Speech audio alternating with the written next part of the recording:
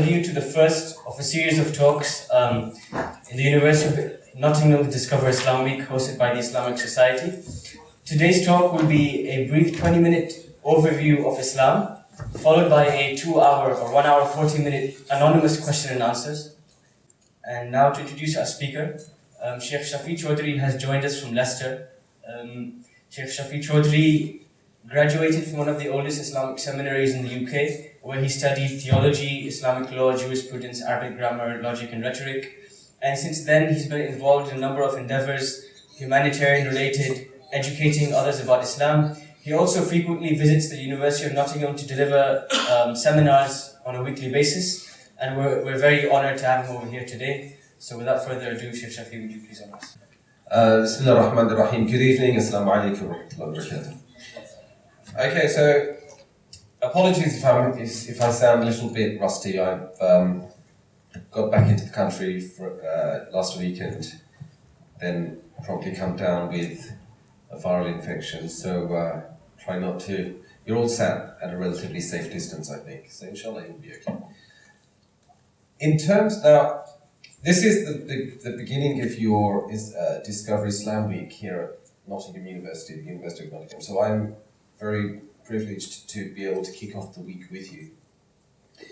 Islam, of course, is something that's never too far away in these days from the public consciousness, whether that's because of a news item, something that comes up on your Facebook feed, on the front pages of any number of broadsheets or tabloids.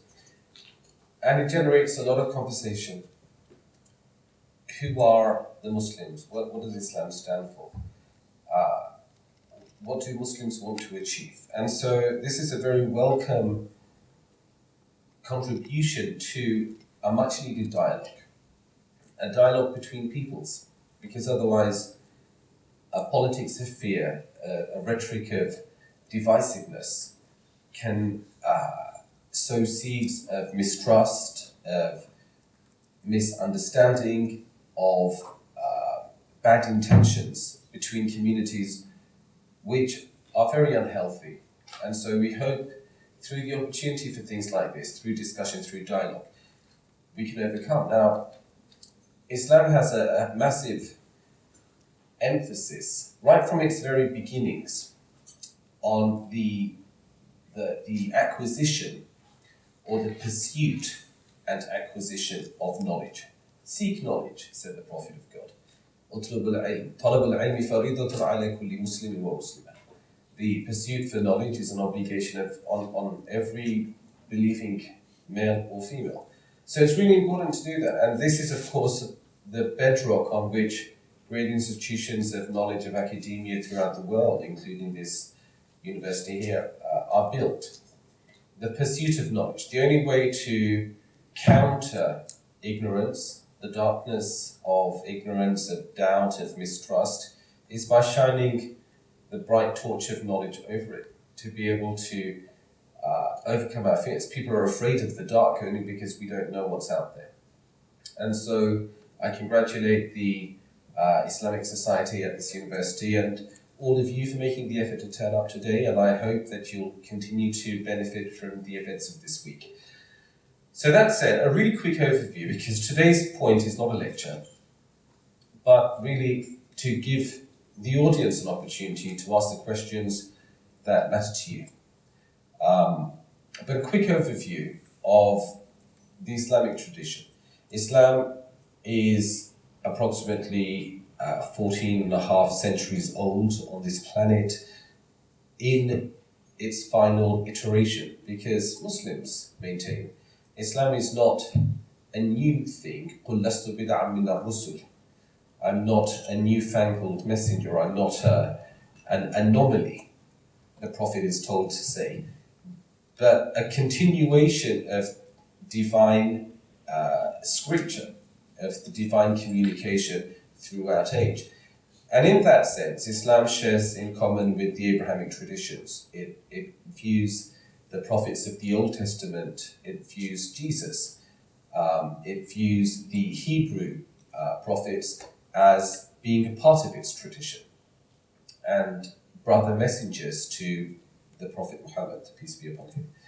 We have a hadith that those of you who attend my 40 hadith course will be familiar with, of course, is hadith number 2 that Nawawi puts together. The hadith, by the way, means a tradition, an account that's transmitted from the messenger. And in Islam, the two primary sources for Islamic knowledge are the Quran, the word of God, and the Sunnah, the lived example of God's messenger.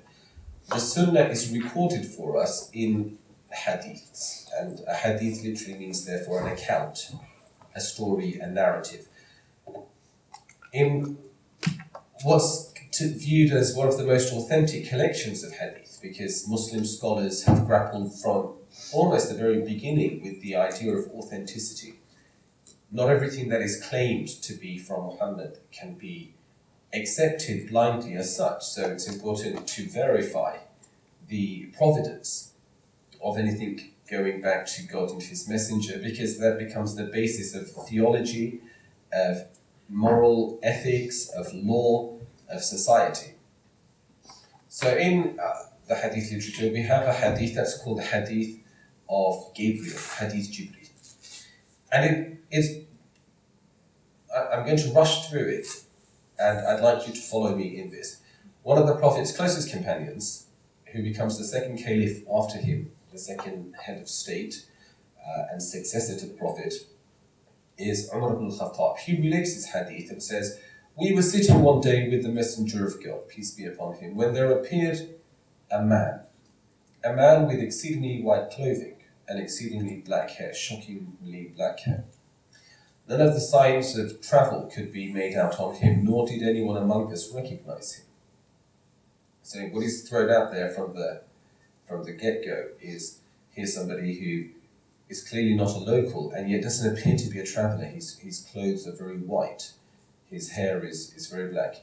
Travelling means getting dusty in 6th century Arabia.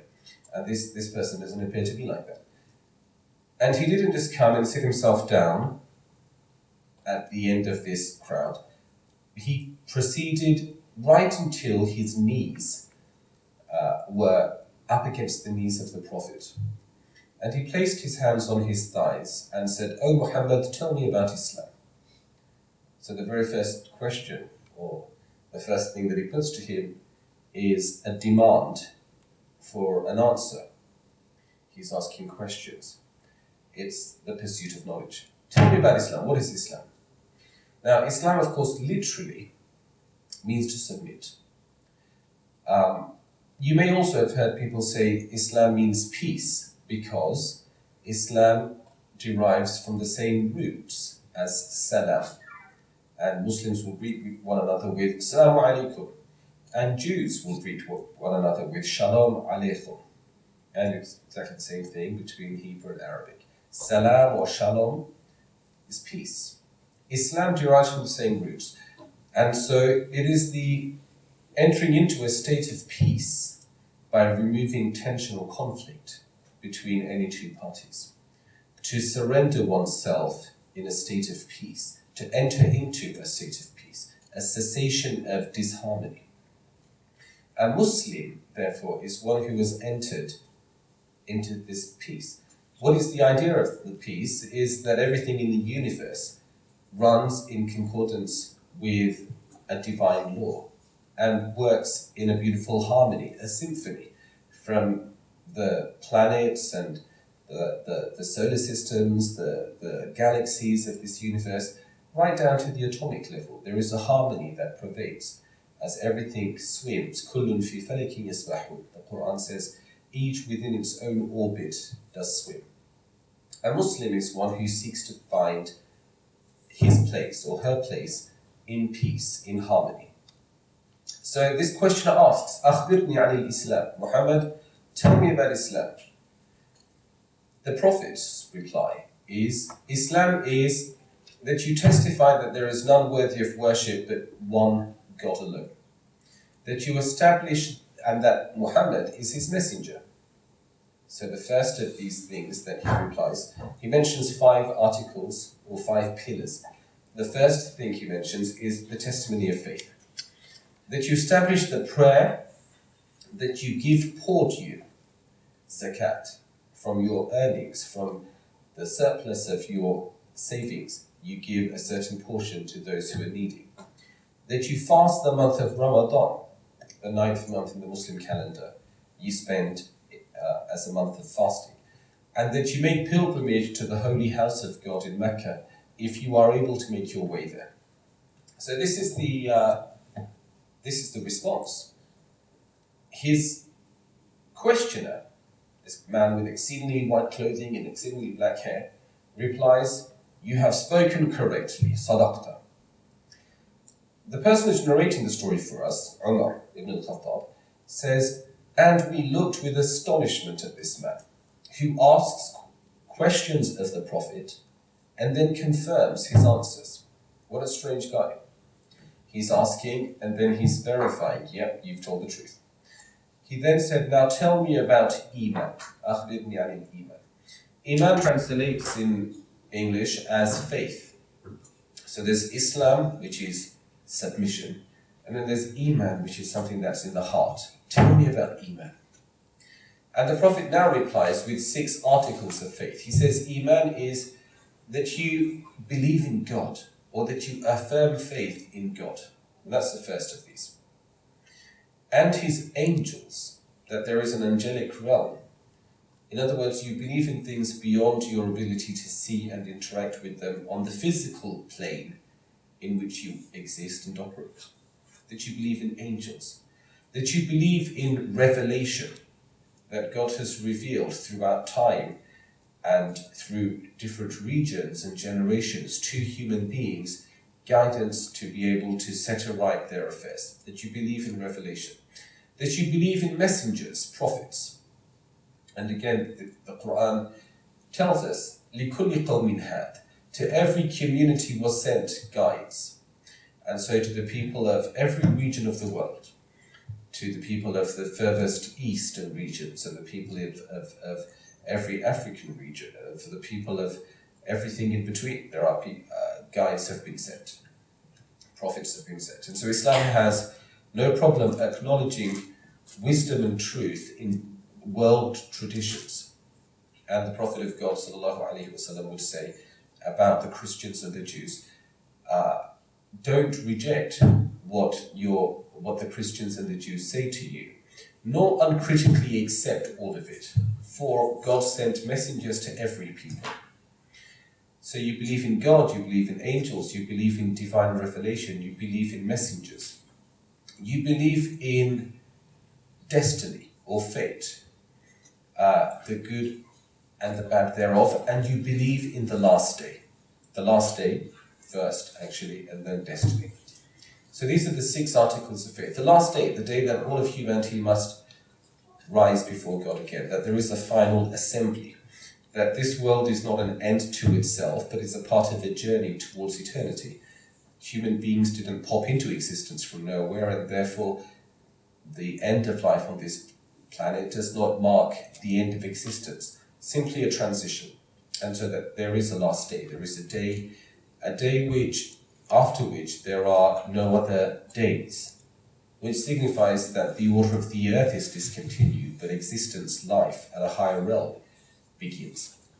And you believe in destiny and fate, that good and bad are decreed by God and are in the hands of God. Once again, he was told, you have spoken correctly. So what is Islam? The 5 articles of faith. Testimony of faith, prayer, fasting, giving in charity, and making pilgrimage to the house. And every one of these things is very symbolic of the centrality of the relationship between the creation and the creator. To testify to God is to say, I believe that there is much more to this existence than the things that I see and touch and engage with.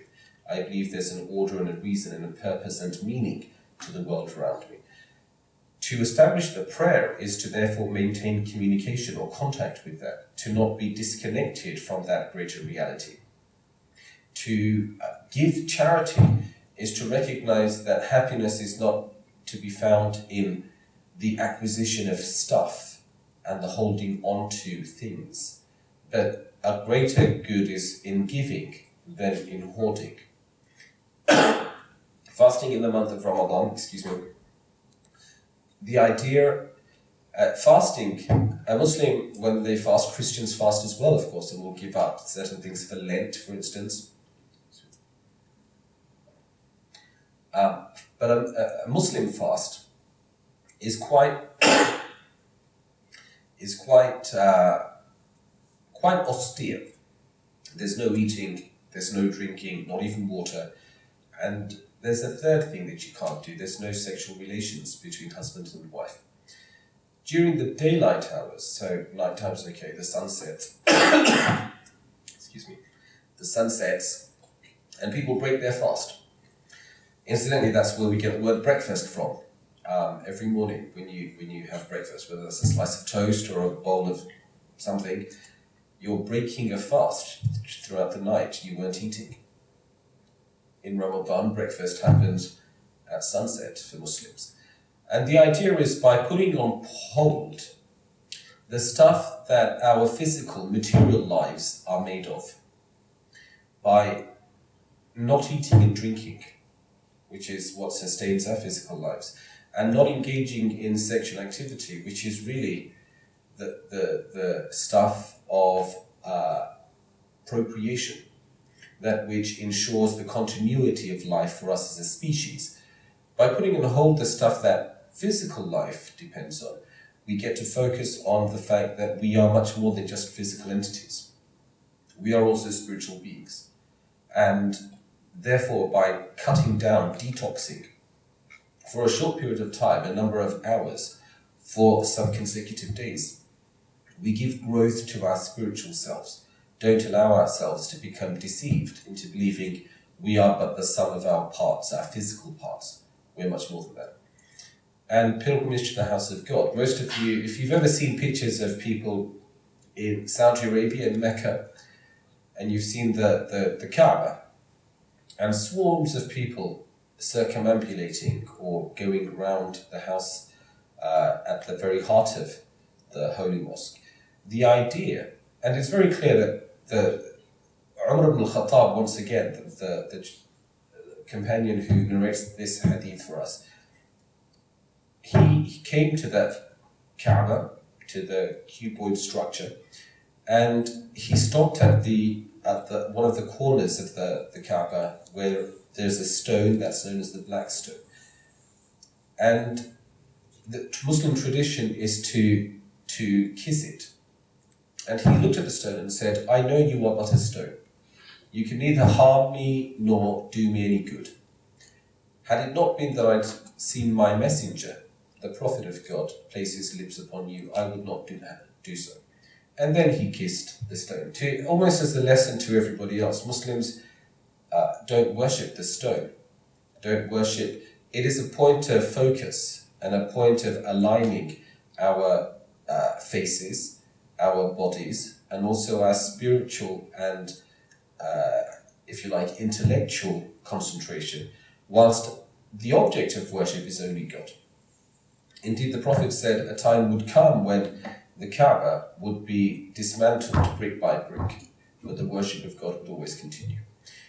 So, but if you've seen that, there's almost something quite otherworldly about seeing people as they walk in unison around this house, swarms of people. You're talking millions, literally, or hundreds and thousands at a time, making this circular route around this central black stone or black cuboid structure.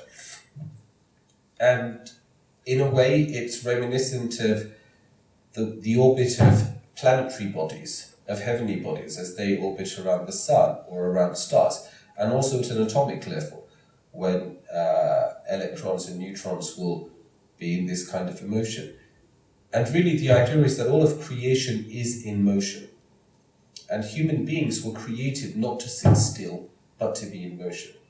And therefore the motion, the walking around the house of God, is metaphorical, symbolic, of placing God, the source of life, at the center of our lives, at the center of our efforts.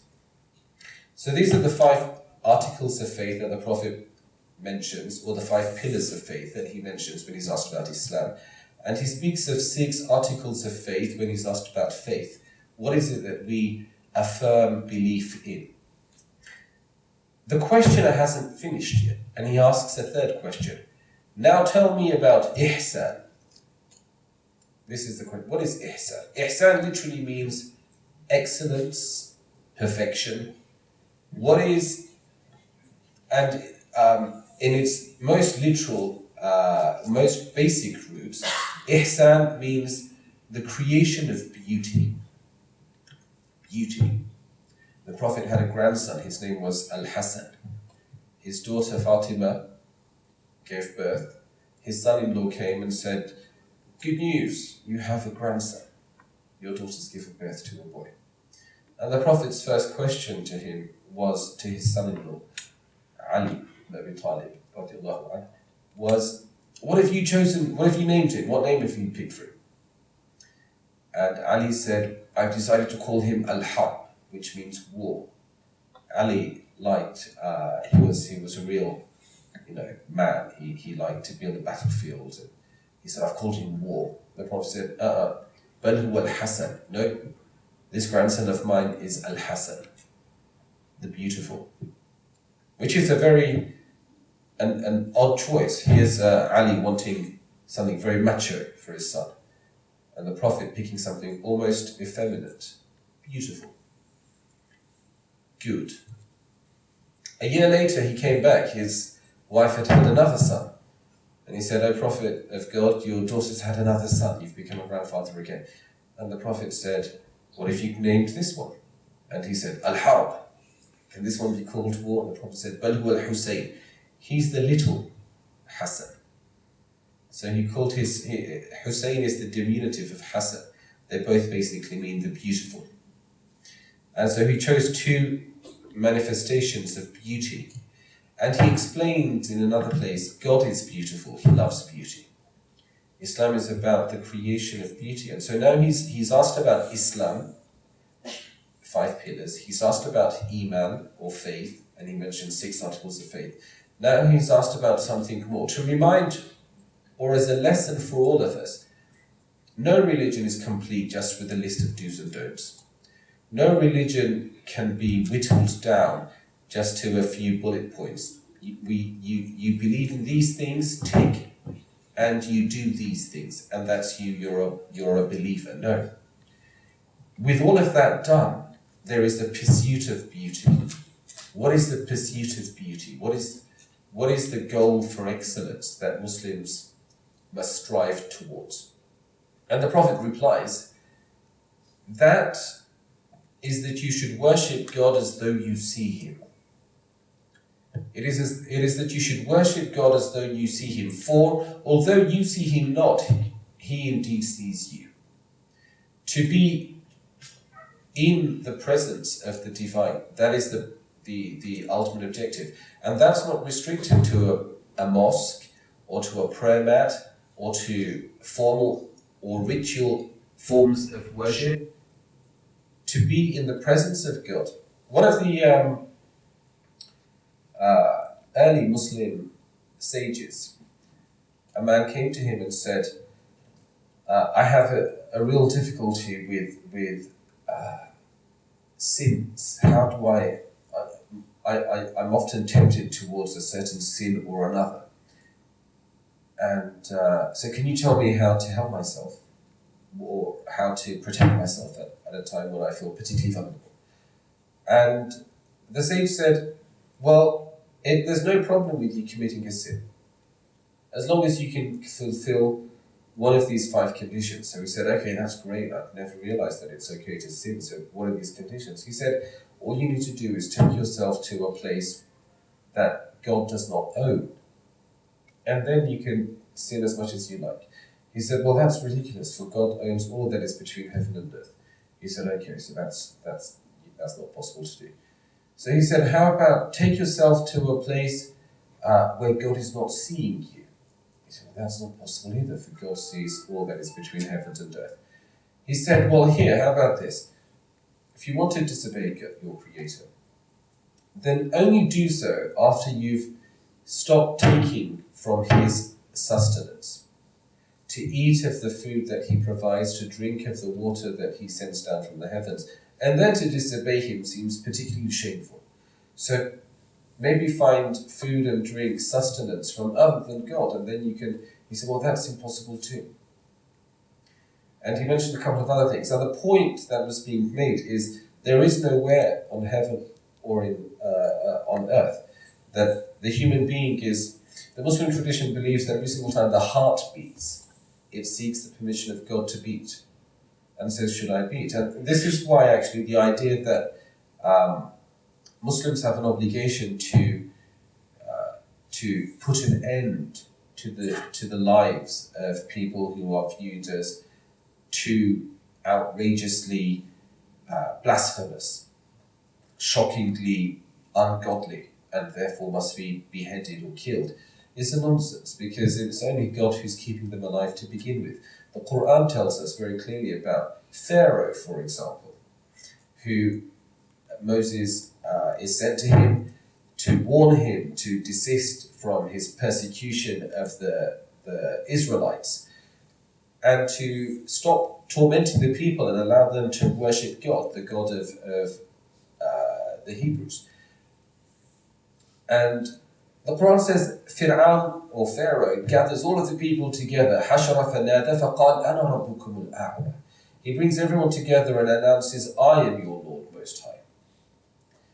And the Islamic tradition makes the point to comment, even as he said those words, even as he claimed divinity for himself and challenges God in the most outrageous way, it is only by the grace of God that his heart continues to beat. Those very words he expresses, he's only able to articulate because his lungs expel air and allow sound to be emitted from his mouth. And so in every atom of your physical being, let alone your metaphysical, we're completely at the mercy of the Creator.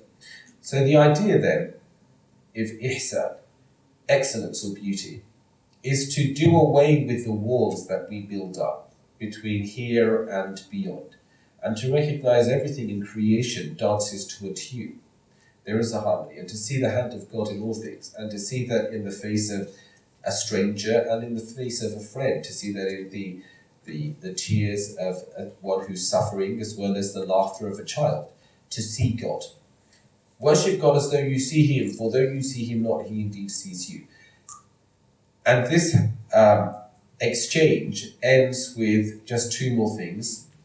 The questioner says, tell me about the last hour. And the Prophet says, the one who is asked about it knows no more than the questioner. Even a prophet has limits to his knowledge. And the messenger is made to affirm that I'm not God. I can't tell you when your time is up. Individually or collectively, I can't tell you when the time is up, but I can tell you that it is coming, and therefore we must live in preparation for it. And all major world religions, Christianity, Judaism, Islam, and many others, have had an eschatology, this end of days prophecies. And people were convinced Armageddon was about to happen, and the rapture, and people would this world would come to an end, and the judgment of God would be called into session. And that is a belief that is central to the Islamic faith. But the Prophet is asked, when is that going to happen? He says, I can't tell you anymore. I can tell you no more about that than you yourself can. Tell me about some of its signs, he's asked. And he replies that the slave woman would give birth to her mistress, meaning society would become very overturned, and parents would give birth to children who would become overbearing and lord over their parents. And that you would see destitute, barefoot, barely clad desert Arabs competing in erecting tall buildings. And anyone who's been to Dubai or many parts of the Arab world can see that in 3D glory now, skyscrapers in deserts. And then this anecdote ends, and we're told that the Prophet turns to Umar and says, Umar, do you know who that was who came with these questions? Umar says, no, I don't. God and his messenger know best. The Prophet replies, that was Gabriel, the Archangel Gabriel. He came to you to teach you your faith. And so the faith of Islam essentially is a commitment to submission to God, an affirmation of belief and placing of trust in God, and the pursuit for beauty and excellence through the creation of God. It is an awareness that days will come to an end as we know them, and that there are signs that we must take lessons from. And so with those introductory words, as I say, this really isn't about a lecture, but your questions, I'm going to hand it back over to our chair so that we can start to maybe receive some of your questions. Thank you very much.